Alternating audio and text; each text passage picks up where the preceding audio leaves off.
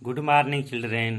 आज हम लोग चैप्टर 5 संधि में संधि के भेद में वृद्धि संधि पढ़ेंगे।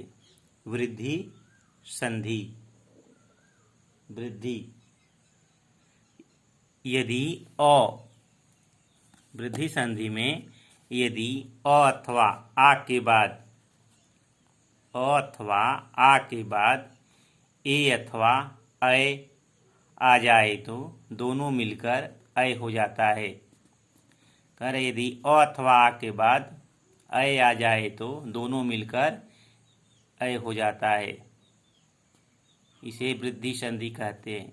जैसे अ प्लस ए तो क्या हुआ? ऐ।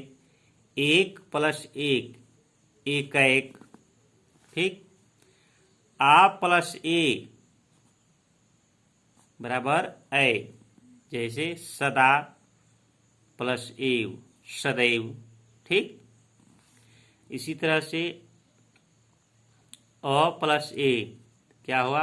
ऐ। मत प्लस ऐक मतक। यदि आ के बाद ओ आए तो औ हो जाता है। आ प्लस औ महा प्लस औदार्य महोदार्य। ठीक। अगला है यड़ संधि। संधि का स्वर संधि का चौथा भेद है यड़ संधि। यदि ई अथवा ई के बाद ह्रस्व ई के बाद यदि दीर्घ ई आए, कोई भिन्न स्वर आ जाए तो ई या ई य में बदल जाता है। जैसे ई या ई प्लस अ या आ आए तो दोनों के स्थान पर य हो जाता है। जैसे अति प्लस अंत। अति प्लस अंत अत्यंत। अति तो ई और अ मिलकर क्या बना? य बना। तो क्या हो गया? अत्यंत। आदि प्लस अंत आद्यंत। अभि प्लस आगत अभ्यागत। अति प्लस आचार अत्याचार। फिर आगे ई या ई प्लस उ के बाद यह होता है, दोनों मिलकर यह हो जाता है। जैसे प्रति प्लस उपकार प्रत्युपकार। उपरि प्लस उक्त उपर्युक्त। ठीक। फिर ई या ई के बाद ए या ऐ आए तो दोनों के स्थान पर यह होता है। जैसे प्रति प्लस एक प्रत्येक। उ अथवा री उ अथवा ह्रस्व उ अथवा दीर्घ उ के बाद यदि कोई अन्य स्वर आ जाए तो उ में व में बदल जाता है। जैसे उ प्लस अ या आ के बाद वह हो जाता है। जैसे सु प्लस आगत स्वागत। गुरु प्लस आकृति गुरुवाकृति। ठीक। उ प्लस उ ह्रस्व उ या दीर्घ उ के बाद ई आए तो वह हो जाता है। जैसे अनु प्लस इति अनुमिति। ठीक। यदि री के बाद कोई भिन्न स्वर आ जाए तो री र में बदल जाता है। जैसे री प्लस अन्य स्वर आए तो र हो जाता है। जैसे मातृ प्लस आज्ञा मात्रज्ञा। भातृ प्लस आदेश भात्रादेश। ठीक। अगला संधि है स्वर संधि का पांचवा भेद है अयादि संधि। अयादि संधि जब ए अथवा ऐ के बाद कोई भिन्न स्वर आ जाए तो ए ऐ में तथा ऐ आय में बदल जाते हैं। कह रहा है जब ए अथवा ऐ के बाद कोई भिन्न स्वर आ जाए तो ए अय में तथा अय आय में बदल जाते हैं। इसी प्रकार यदि ओ अथवा औ के बाद कोई भिन्न स्वर आ जाए तो ओ औ में तथा औ आव में बदल जाते हैं। इसे अयादि संधि कहते हैं।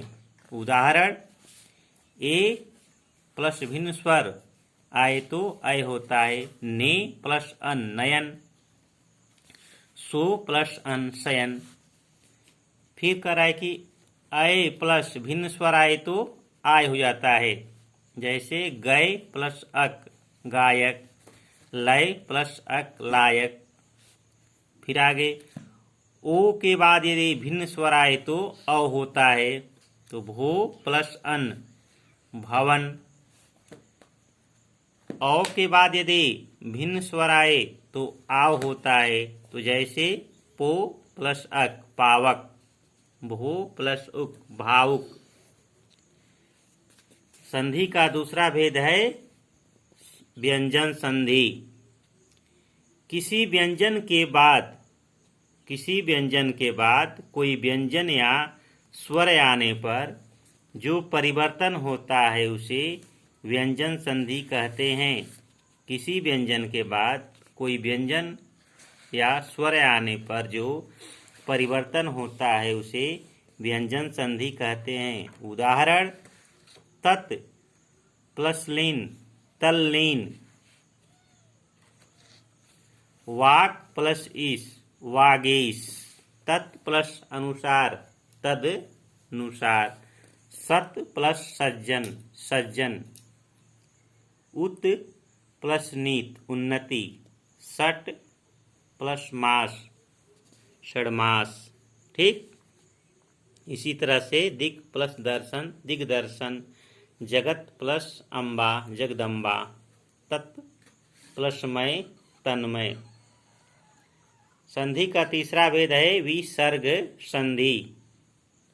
विसर्ग के बाद कोई स्वर अथवा व्यंजन आने पर, विसर्ग के बाद कोई स्वर अथवा व्यंजन आने पर जो परिवर्तन होता है उसे विसर्ग संधि कहते हैं।